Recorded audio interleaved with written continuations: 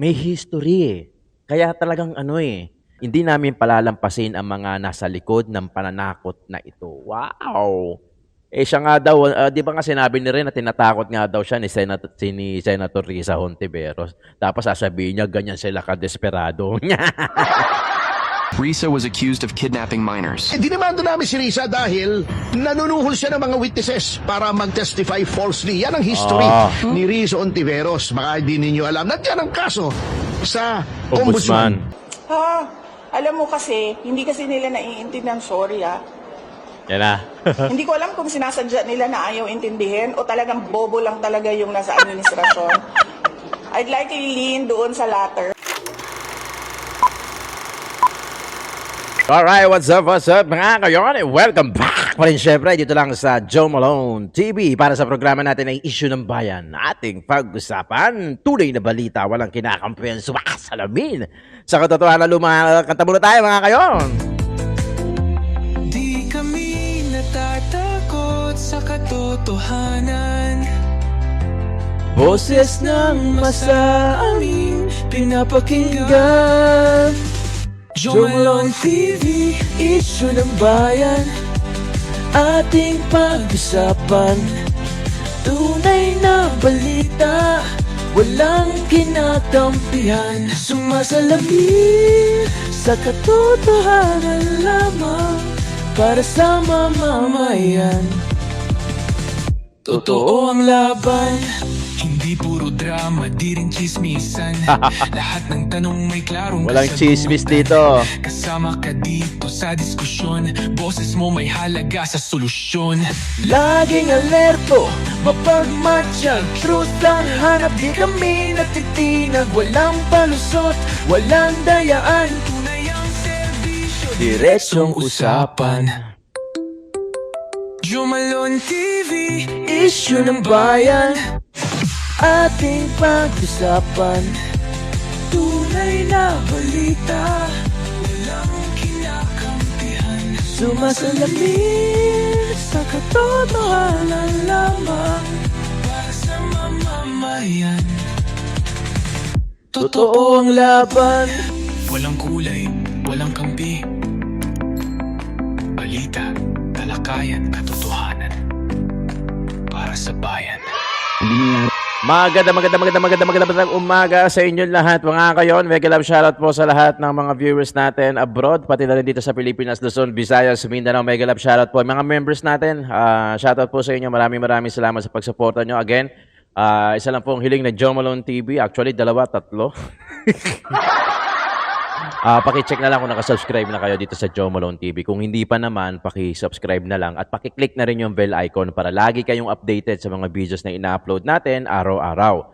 At paki-subscribe na rin po yung When Tito Talks, itong channel natin, pati na rin yung Tito Jom, Tito ng Ina Mo para sa mga food vlog, food, street food, mga yan, mga mami, pares, etc. Pagka politika, syempre dito yan sa Joe Malone TV. Pagka mga issue na kailangan natin pag-usapan, tulad na itong si Hontivirus, pag-usapan natin dito at bosesan natin higit sa lahat, gisahin, himahimayin at pilit natin intindihin. Kasi baka may honest mistake, baka mamaya hindi meron tayong mga hindi naiintindihan, di ba? O talagang ayaw na lang nila talagang paintindi. Gusto nila magulo, walang konkretong sagot. Totoo yan. Totoo yun. May mga ganong klaseng statement, narrative na talagang hindi ka bibigyan ng konkretong sagot. Bagkos, paguguluhin pa nila, no? Kaya ang mas gusto nila, wag tayong maging maalam di ba? Para kayang-kaya nila tayong bulahin. O, di ba? Tingnan niyo si Atty. Glenn, saka si Respicio. Sila lang yung bukod tangi kung may question doon sa machine, di ba? Mas okay pa nga ata yung dati. Yung balota, di ba? Yung talagang manual na counting na inaabot ng ilang araw. Ang dayaan lang noon, wag lang magba-brown out. Saka wag lang nanakawin mismo yung box, yung ballot box. Tatanda-tanda na mga 80s, mga 90s. Tapos kasi papalitan nila ng may boto na nila. Yun lang ang ano noon. Kumpara naman ngayon, di ba? Mabilis nga natatransmit. Overnight lang, malalaman mo na kung panalo ka sa lokal. Malalaman mo na kung sa national naman, malalaman mo na kung leading ka. Sa sobrang bilis kasi nga, advanced technology. Ang problema lang, pati yung pandaraya na-advance na rin. Kaya ito yung issue na itong mga nakaraan, yung kay Hontivirus, o kay Risa. Di umano, si alias Rene, lumitaw na. May statement naman, sumagot na si Senator Risa. Panoorin muna natin itong brief galing kay yours truly, Amor. Ni Senrisa Ontiveros para mag-testify laban kay PRRD, VP Sara at kay Pastor Apollo C. Kibuloy. A man just broke his silence, claiming he was paid by Risa Hontiveros to falsely testify against the Dutertes and Kibaloy. Ako po yung witness na nakatakip yung muka. Pero ngayon, hindi na sapagkat nagsasabi na ako ng totoo. Sa Glory Mountain po, pag dumadating po si Kibuloy, sakay ng chopper, may dala po siyang mga malalaking bag. Laman po ay mga iba't ibang uri ng baril. Minsan po pumupunta din po doon si former President Rodrigo Duterte at former Mayor Davao Mayor Sara Duterte. At pag umaalis na po sila doon, dala na po nila yung mga bag. Lahat ng sinabi ko at makasama ko doon ay ginawa lamang ni Senrisa upang papagsakin si Pastor at ang buong kingdom. Di ba? Buti na lang, hindi ko alam kung anong ang sinasabi ni Rene, na konsensya na daw siya. Kasi nga, biri mo. In fairness naman kay Kibuloy, hanggang ngayon, wala pa rin napapatunayan. Di ba? Hanggang ngayon, wala pa din yung kaso na gumugulong naman daw pero walang nangyayari. Di ba? At kunin ang kanilang mga ari-arian. Ngayon po ay hinahanap at tinatakot ako ni Senrisa. But honestly, I'm not even surprised. This isn't the first time her name's been dragged into something like this. Back in 2017, Risa was accused of kidnapping minors. Dinimando namin si Risa dahil nanunuhol siya ng mga witnesses para mag-testify falsely. Yan ang history ni Risa Ontiveros. Baka hindi ninyo alam. Nandiyan ang kaso sa Ombudsman. Kasama rin sa reklamo ang obstruction of justice. Bukod pa rito ang kidnapping dahil sa hindi pagbabalik sa mga magulang ng isang menor de edad na witness. At umano'y paghikayat dito na huwag nang umuwi sa kanilang pamilya. Yung kapatid mismo nung sinuhulan niya, umamin, binigyan siya ng chief of staff ni Risa. O mas bastos yun. She wasn't convicted, yeah, but the fact that the father was furious and demanding his kid back, that already says a lot. And we're not even done yet. Remember alias Bikoy? The guy who accused the Duterte family of drug links in 2019. He surrendered to the police and admitted that the people behind it were Sonny Trillanes, Risa Hontiveros, and members of the Liberal Party. Sabi niya, sa halagang 500,000, ginamit umano siya ng Liberal Party para siraan ang administrasyon sa nagdaang halalan.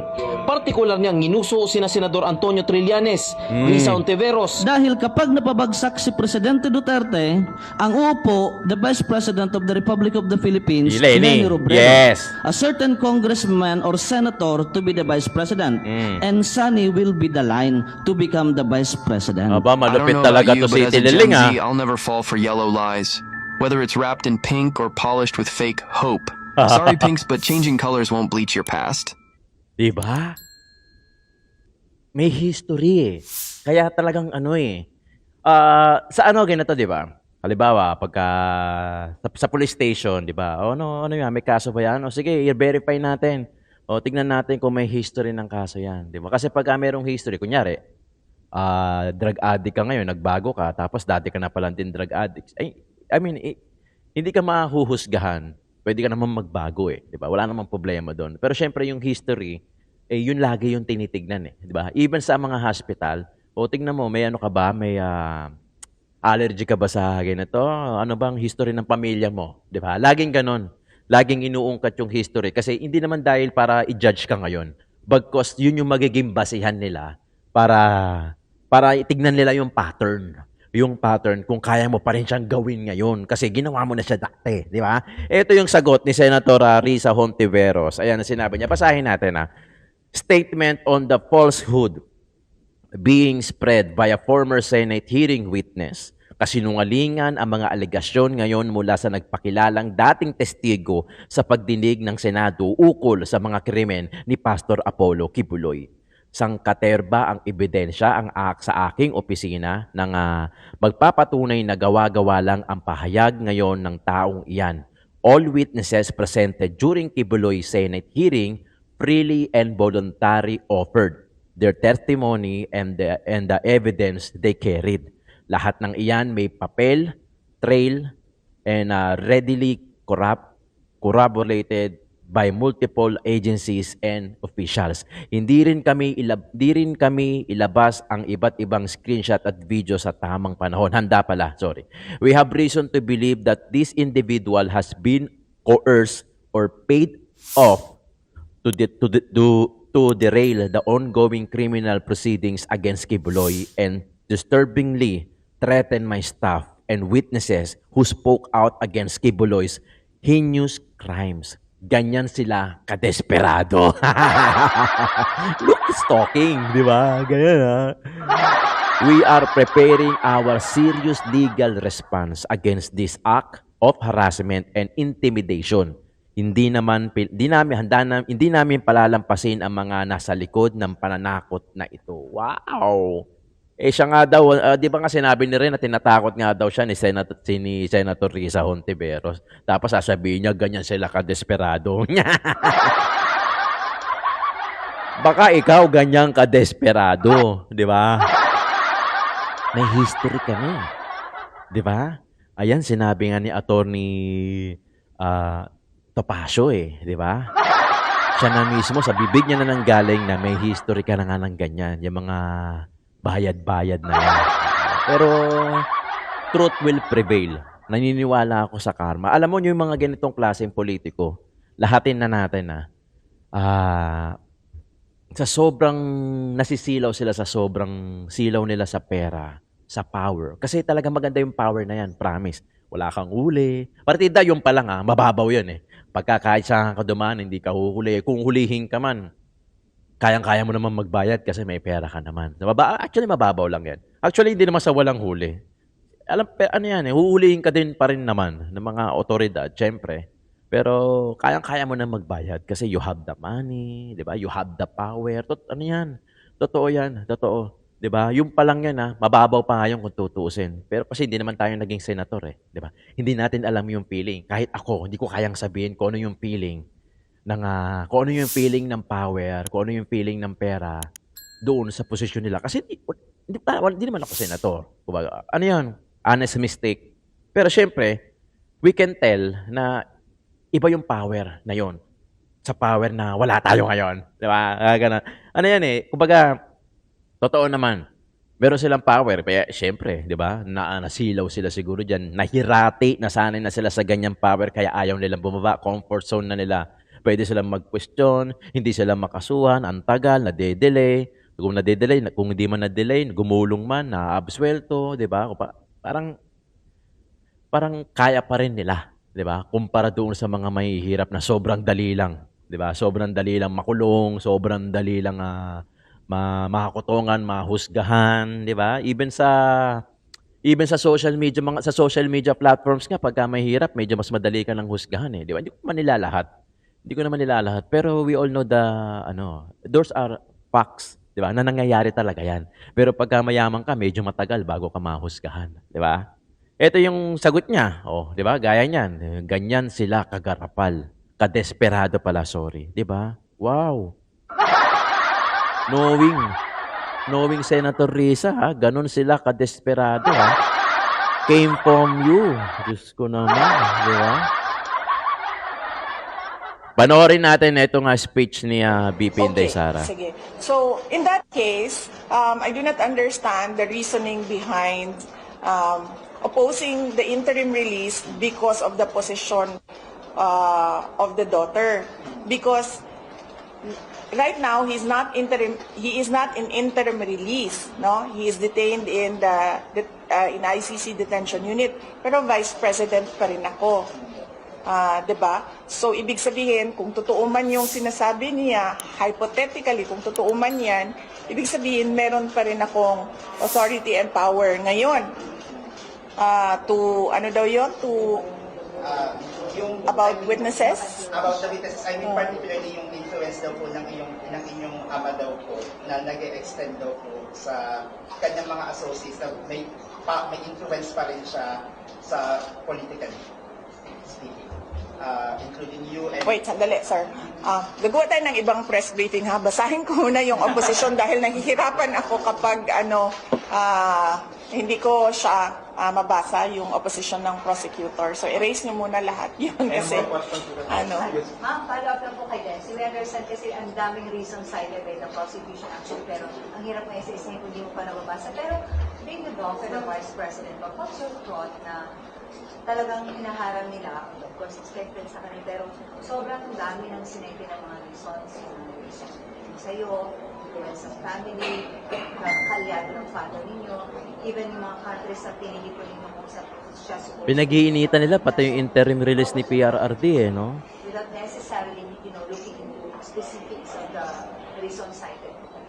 Well, kung as a lawyer, if I am to speak as a lawyer, it's all but natural for a prosecutor to oppose everything Yes. that the defense Trabaho nila proposes. yun eh. Kasi yun yung trabaho nila. Whether or not reasonable yun, doesn't matter to them kasi trabaho nila Yes. ang hindi magbigay sa or magparaya sa defense team. As a doctor. As a daughter, anong nararamdaman ko? On the position.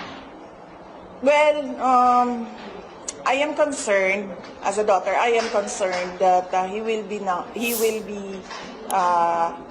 not be granted the interim release dahil he is 80 years old. He is not in good health.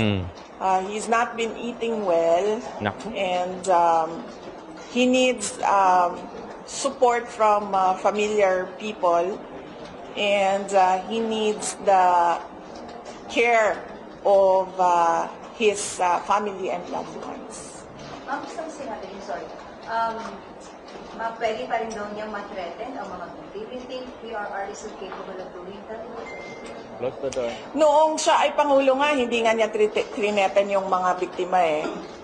Pangulo siya noon, meron siyang power and authority. Ngayon pa na nasa loob na siya ng detention unit.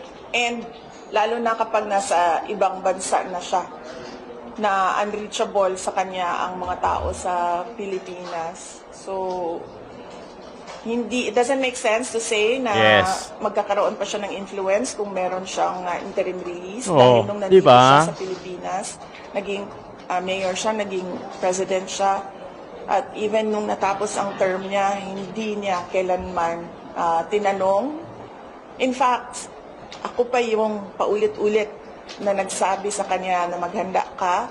Si Harry Roque pa yung 1 taon siyang hinabol-habol na sinabihan na maghanda ka. So he never did anything against the witnesses. Follow-up question, Kat Domingo, ABS-CBN. Hi, ma'am. Now, basically, yung sinasabi lang naman po ng prosecution, they doubt that the former president will return to the court kapag nasamon siya, kapag kirinan siya ng interim release. First, because they claim na sinabi daw ng pamilya niyo na kinidnap siya. Yun naman talaga yung sinasabi repeatedly. Sabi ng prosecution, hindi naman babalik yung nakidnap sa kidnapper kung may chance siyang umalis na. So what guarantee can your family give to the court na yung Pangulo, yung dating Pangulo, makikipag-cooperate pa rin siya with the ICC if he is granted an interim release? Sorry but I do not understand why the prosecution would oppose the petition for interim release of an accused based on the statements of family members. So, it is clear that he is in court requesting for interim release and signifying that he will comply with all the obligations. I suppose, nandoon naman na lahat yun na nakalagay. Yun yung mga obligasyon na kailangan niyang gawin, nakalagay doon sa kanyang petition. So, ibig sabihin, the accused himself submitted to the power of the courts for interim release and whatever obligations he needs to comply. No? So, kung sinasabi nila na hindi ibibigay ang interim release dahil merong mga statements ng pamilya, it doesn't fall also into the parang reasons kung bakit hindi ibibigay ang interim release.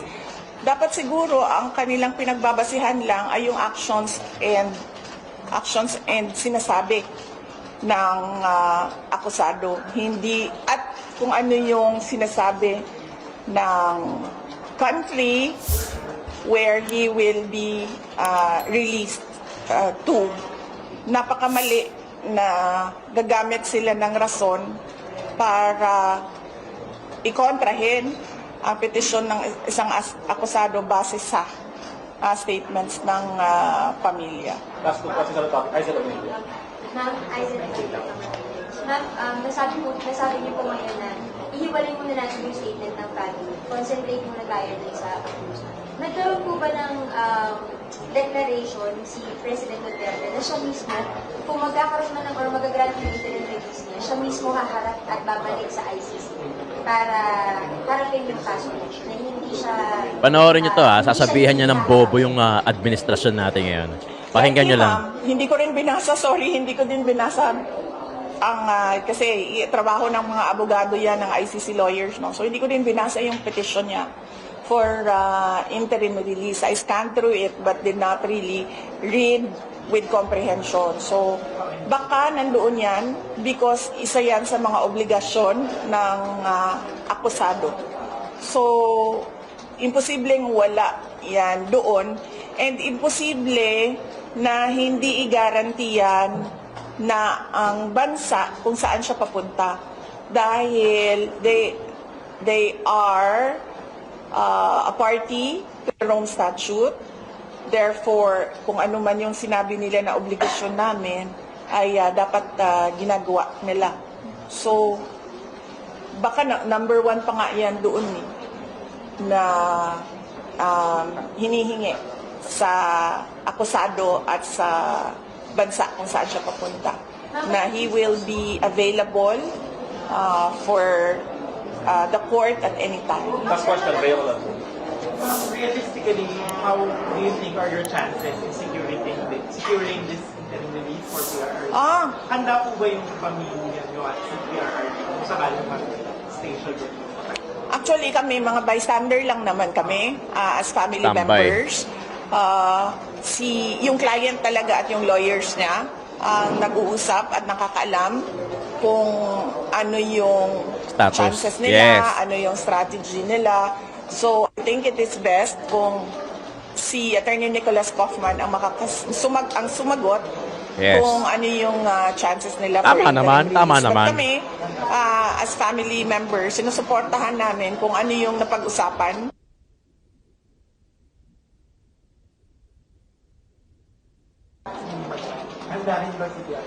Hindi ko pa siya natanong kung handa siya na hindi mag-grant yung interim release. And, well, sa akin lang, as a lawyer, not as a family member, as a lawyer, bakit ka pa naglagay dyan ng provision of interim release sa iyong batas kung hindi mo rin naman pala yan ibibigay sa mga akusado, lalong-lalo na sa isang akusado na 80 years old na at kailangan ng assistant at kailangan ng caregiver. So parang napakalaking question nun. Yes. Mayroon kang provision 80 years old pero hindi mo naman ibibigay sa mga accused mo. And more Sana than din nyo lang that, nilagay. yung tagal ba na nakadetain siya na nasa pre-trial pa lang is an injustice in itself. Kasi sa ibang bansa or dito sa atin, we have the right to bail. But doon sa ICC and sa Rome Statute, walang right ang accused to post bail. And then ngayon, meron kang interim release pero hindi mo naman ibibigay. So, parang sinasabi nila na they are for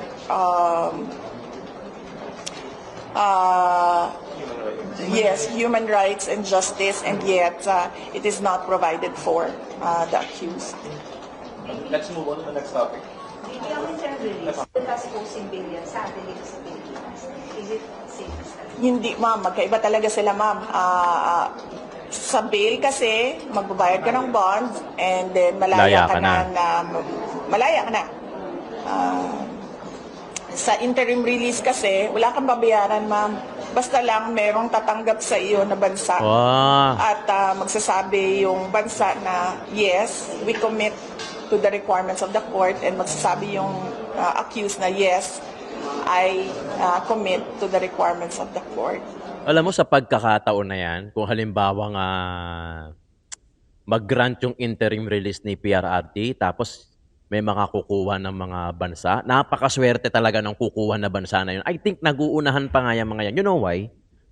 Ano yun eh? At magiging tourist spot pa yun, instant tourist spot. Kasi nga, halimbawa, kinuha siya ng London, Singapore, Malaysia, Australia.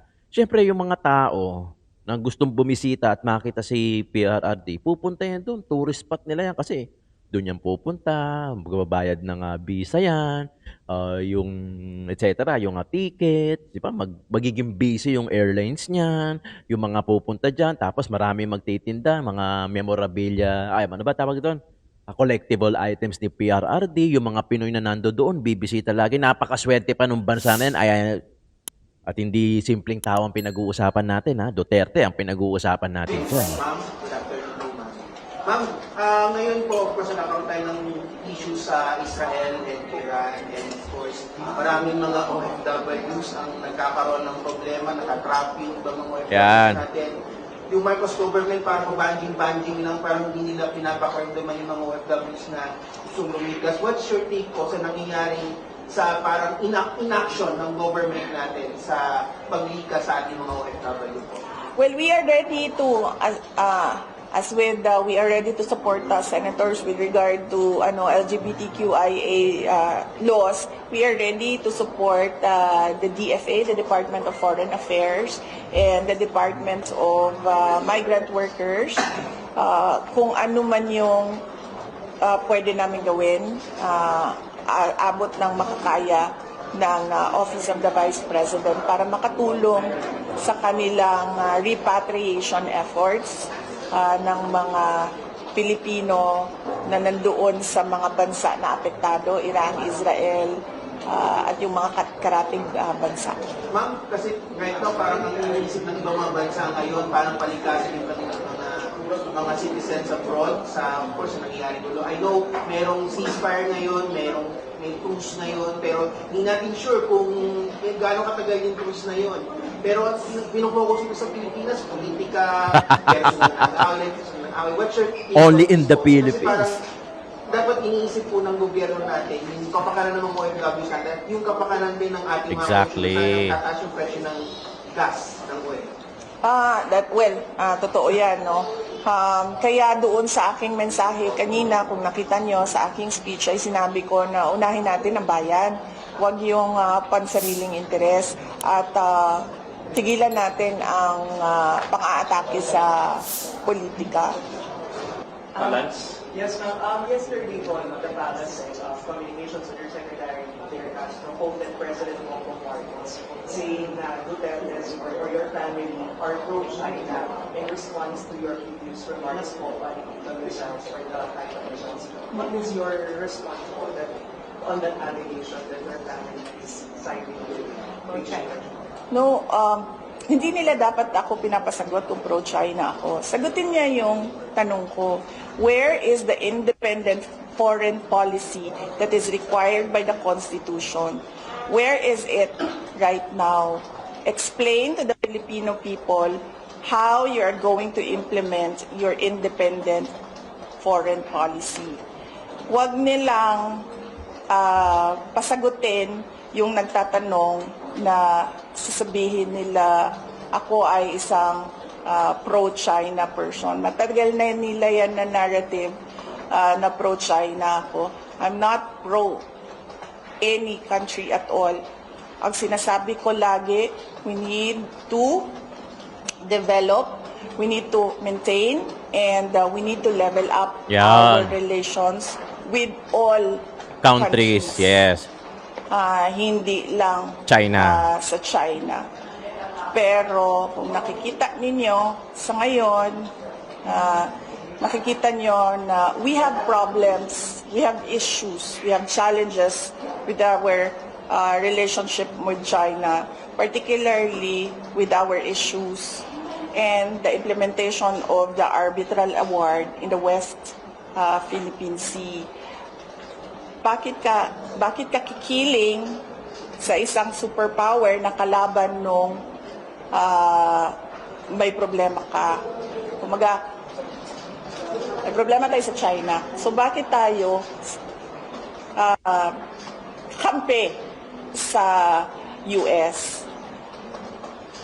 Parang magkaroon ka naman ng dignidad as a country.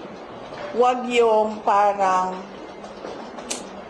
ano ba yung magtago ka sa saya ng iyong nanay? Ano bang saying yun? Yan. Oo, Yun nga yun. magtago ka sa Sa saya ilalim ng iyong ng nanay. nanay. Hindi. You stand on your own and face China with regard to your issues in the West Philippine Sea.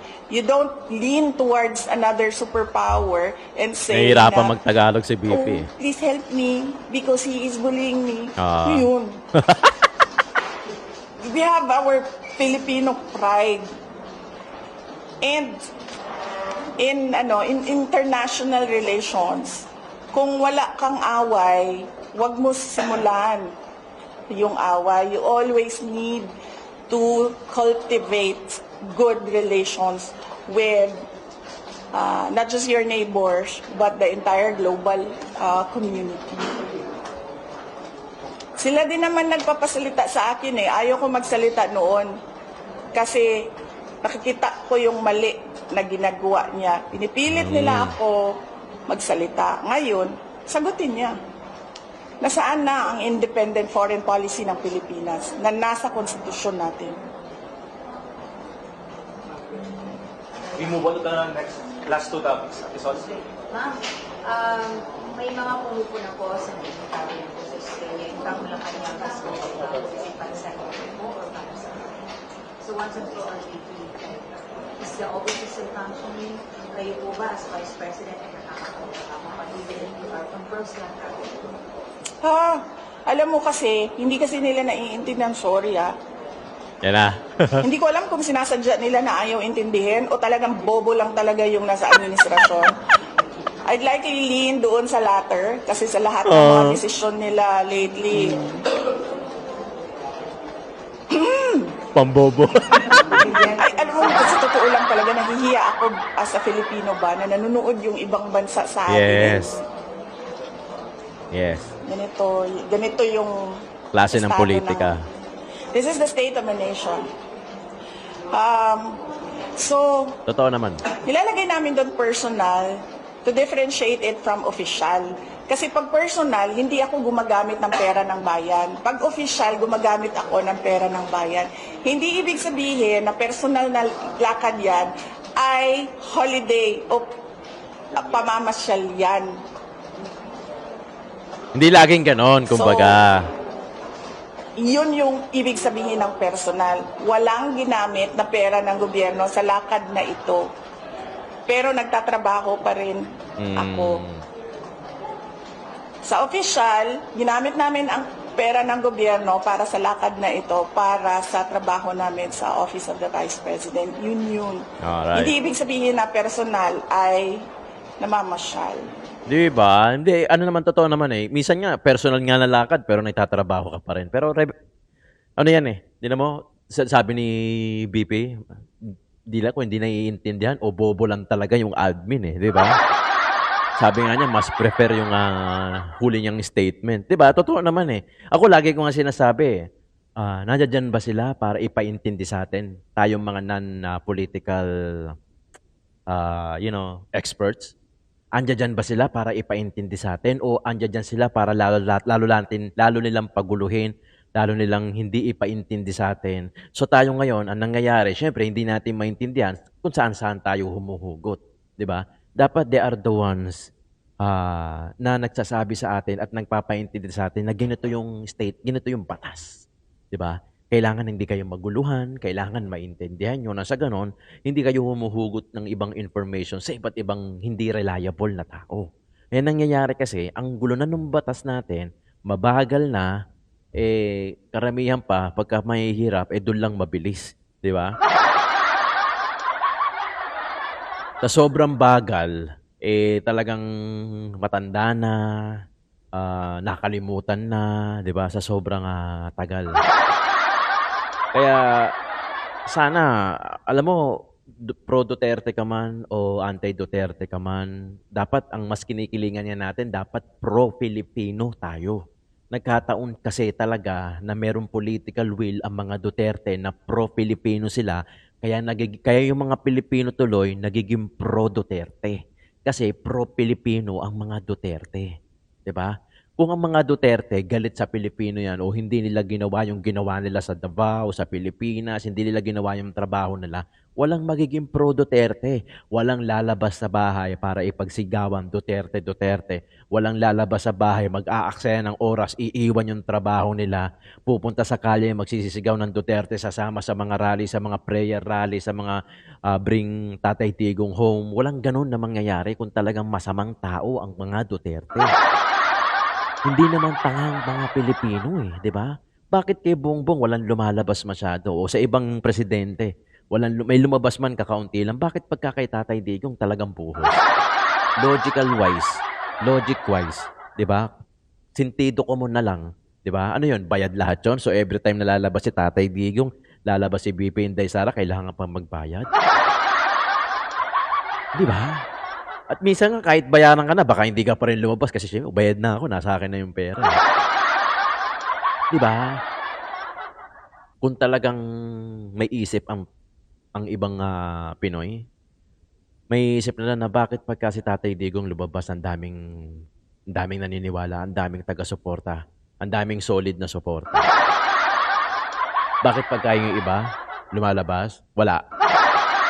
Papalakpak na lang, hindi pa magawang pumalakpak. Di ba? Yun ang totoo. Yun kasi ang totoo. Hindi kasi nila matanggap Di ba? Ang mga Pilipino naman, yung iba naman, uto-uto, akala nila talagang EJK. Pero wag ka, nung panahon ni Tatay Digong, tuwang-tuwa sila kasi wala nang adik or nabawasan na. Pero ngayon, sila, magkakakampi na sila ngayon. Di ba? Tayo mga solid na lang ang naiwan. Marami naman tayo. Di ba? Marami naman tayo Naniniwala ako na maraming taga-suporta sila ang mga Duterte. Yung nga lang, may mga iba talaga na nabibili pa Di ba? Alam mo yon na money over dignity. Yeah, parang ganun money over dignity. So they chose money over their dignity. Yun lang yun. Di ba mga kayon? Okay, sige. Maraming salamat. Issue ng bayan ating pag-usapan.